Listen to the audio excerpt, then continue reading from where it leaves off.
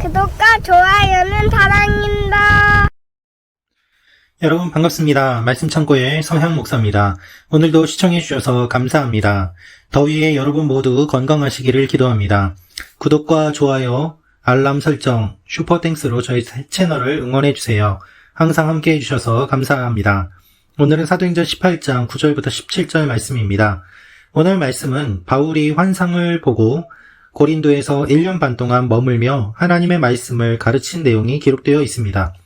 여전히 사람들은 바울을 공격하였습니다. 바울이 어려움 속에서 사역을 계속할 수 있었던 이유는 하나님께서 함께 하셨기 때문입니다. 오늘 이 말씀을 통해서 우리에게 주시는 하나님의 마음을 함께 묵상해 보기 원합니다. 9절 말씀입니다. 어느 날 밤 주께서 환상 가운데 바울에게 말씀하셨습니다. 두려워 마라. 잠잠히 있지 말고 말하여라. 내가 너와 함께 있으니 아무도 너를 해치지 못할 것이다. 이 도시에는 내 백성이 많다. 그래서 바울은 그곳에 1년 반 동안 머물면서 그들에게 하나님의 말씀을 가르쳤습니다. 갈리오가 아가야 지방의 총독이었을 때 유대 사람들이 일제히 들고 일어나 바울을 잡아 법정으로 끌고 가 이 사람이 율법에 어긋난 방법으로 하나님을 섬기라고 사람들을 설득하고 있습니다라고 고소했습니다. 바울이 막 입을 열려고 하는데 갈리오가 유대 사람들에게 말했습니다. 크든 작든 무슨 죄가 있어 당신네 유대 사람들이 불평한다면 내가 들어줄 만하오. 그러나 그것이 언어와 명칭과 당신네 유대 사람들만의 율법과 관련된 것이라면 당신들 스스로 알아서 해결하시오. 나는 그런 일의 재판자가 될 수 없소. 그리고 그들을 법정에서 쫓아냈습니다. 그러자 그들 모두는 회당장 소스데네를 붙들어 법정 앞에서 그를 마구 때렸습니다. 그러나 갈리오는 이 일에 전혀 상관하지 않았습니다. 여러분, 어느 날 밤에 주님께서 환상 가운데 바울에게 말씀하십니다. 이전에는 바울이 환상을 보았습니다. 그런데 이번에는 환상을 듣습니다. 여러분, 하나님께서는 보여주실 때도 있고 들려주실 때도 있습니다. 하나님의 역사하심은 다양합니다. 그래서 하나님께서 어떻게 역사하실지 우리는 기대해야 합니다. 하나님의 메시지는 무엇입니까? 두려워 말라는 것입니다. 잠잠히 있지 말고 말하라는 것입니다. 아무도 해치지 못할 것이다. 내가 너와 함께 있다. 이 도시에는 내 백성이 많다. 이것이 하나님의 메시지였습니다. 여러분, 하나님께서 이렇게 말씀하셨는데 어떤 일이 일어났을까요? 여전히 바울을 공격하고 여전히 복음을 공격합니다. 하나님께서 함께 하심에도 불구하고 두려워할 수밖에 없는 일들은 계속해서 일어납니다. 공격하는 사람들은 여전히 있습니다. 그렇다면 하나님께서 이렇게 말씀하신 것이 무엇이 의미가 있겠습니까? 여러분, 의미가 있습니다. 여러 가지 어려운 일들과 두려워할 수밖에 없는 일들 가운데서 버틸 수 있는 힘이 바로 주님께서 주신 이 말씀 때문입니다. 여러분, 어떤 상황과 환경 가운데서도 사실 우리가 사역하고 버틸 수 있는 이유는 하나님의 말씀이 있기 때문입니다. 반대로 가장 두려워해야 될 것은 무엇인가 하면 하나님의 말씀이 없는 것입니다.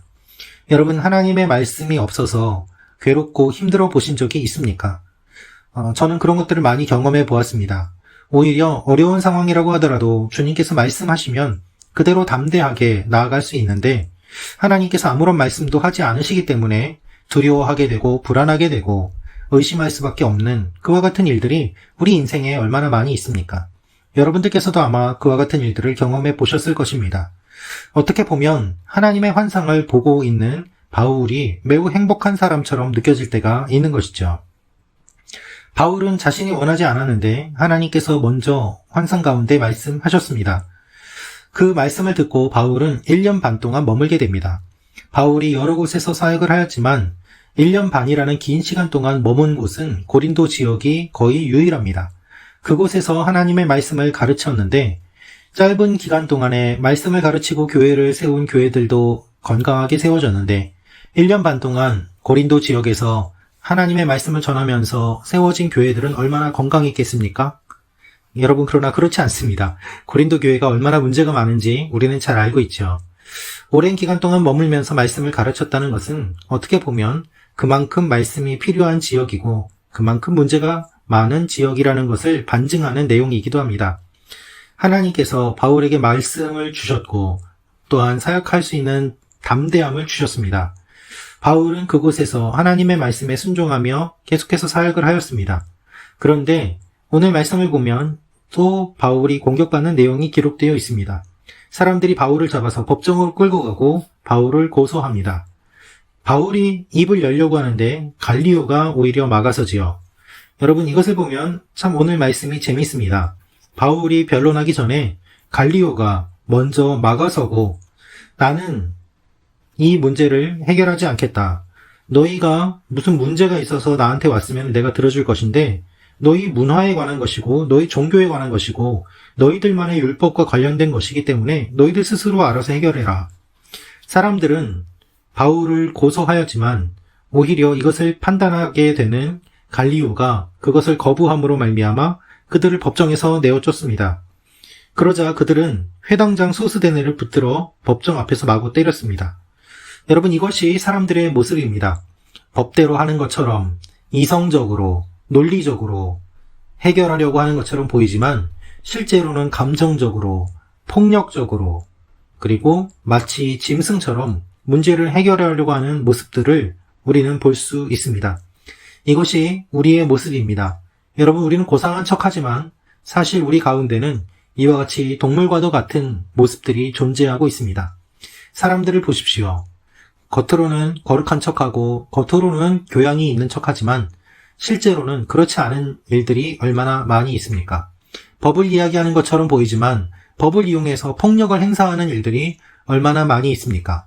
말로 해결하는 것처럼 보이지만 말이 통하지 않을 때는 주먹이 나갈 때가 얼마나 많이 있습니까? 사람들은 고상한 척하고 말로 해결하는 척하고 그리고 거룩한 척하고 정의로운 척하지만 실제로 그 이면은 그렇지 않습니다. 하나님께서는 바울의 모습을 통해서 우리에게 이것들을 보여주고 계십니다. 바울이 계속해서 고난을 당하고 핍박을 받고 복음을 전하면서 괴롭힘을 당하는 이유는 결국 하나님의 말씀을 거부하는 짐승과도 같은 사람들의 모습 그리고 그들의 본능 때문입니다. 하나님을 떠난 사람들은 짐승과도 같은 삶을 살 수밖에 없습니다. 하나님을 떠난 사람들은 이성이 마비됩니다. 그 이성은 이 세상에서 이야기하고 있는 지식, 그 이성을 이야기하는 것이 아니라 무엇이 옳고 그른지 바르게 분별하고자 하는 이성을 이야기합니다. 사람들은 많은 지식을 가지고 있지만 무엇이 옳고 그른지 제대로 분별하지 못합니다. 많은 지식을 가지고 있지만 어리석은 이단에 빠지기도 하고 말도 되지 않는 논리에 속아 넘어가기도 하고 또한 잘못된 신념을 가지고 엉뚱한 것에 빠지기도 합니다. 저렇게 많은 지식을 가진 사람이 저렇게 공부를 많이 한 사람이 왜 저런 것을 믿고 따를까 하는 일들을 우리는 주위에서 많이 보지 않습니까? 하나님에게서 멀어지게 되면 그와 같은 일들이 일어나게 됩니다. 그래서 우리는 깨어서 하나님께 붙어 있어야만 하는 것이죠.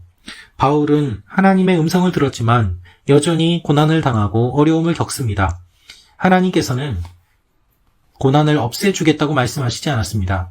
고난 가운데서도 복음을 전하고 담대하라고 말씀하셨을 뿐입니다. 이것이 하나님의 말씀입니다. 여러분, 하나님을 믿어도 우리에게는 고난이 있습니다. 하나님은 고난을 없애주겠다고 말씀하시지 않습니다. 단지 담대하라고 하십니다. 여러분, 담대하십시오. 담대하게 복음을 전하십시오. 그것으로 하나님께서 영광을 받으실 것입니다. 오늘도 이 말씀을 기억하며 하나님의 음성을 듣고 하나님의 뜻대로 따라가는 여러분과 제가 되기를 원합니다. 기도하겠습니다.